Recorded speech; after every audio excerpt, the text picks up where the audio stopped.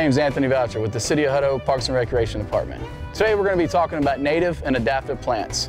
I think it's very important to really understand what you're buying at a nursery and understanding how much shade, how much sunlight you'll need, how much water you'll need. Some of the plant choices that I've chosen for Fritz Park are bicolor iris.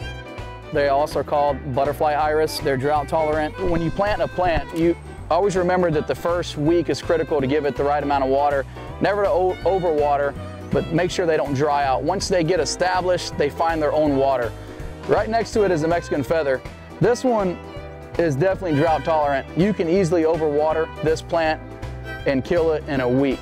You have to be careful, give it a couple of good waterings, let the root catch, and just let it go. So the next plant I selected was the Mexican bush sage. It's also a perennial. It will bloom its purple flowers in the springtime all the way throughout the summer. It gets its first frost sometime in the late fall, early winter. It will die off. You can always cut it back. It'll always return in the spring. It will grow upwards to 4 feet tall, 4 feet wide, and you can manage the size, just do some light trimmings on it. If you're looking for a plant also that'll attract butterflies, hummingbirds, all sorts of birds, the Mexican bush sage is definitely a plant that you'll want to put inside your garden. Right next to it is the Canna lily, Starburst. You can see it has the multicolor veins inside the leaves.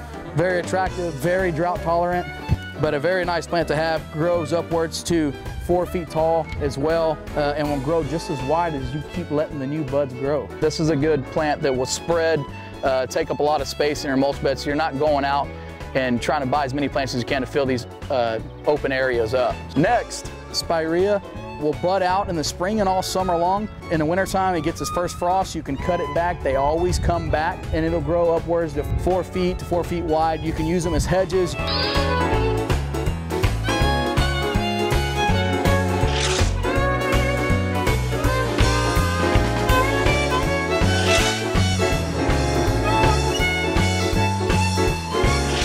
Hello, I'm Anthony with the City of Hutto Parks and Recreation Department. If you'd like to learn more about what we've talked about today, come to downtown Hutto for the Central Texas Home and Garden Show May 9th. I will be a presenter at 12 p.m.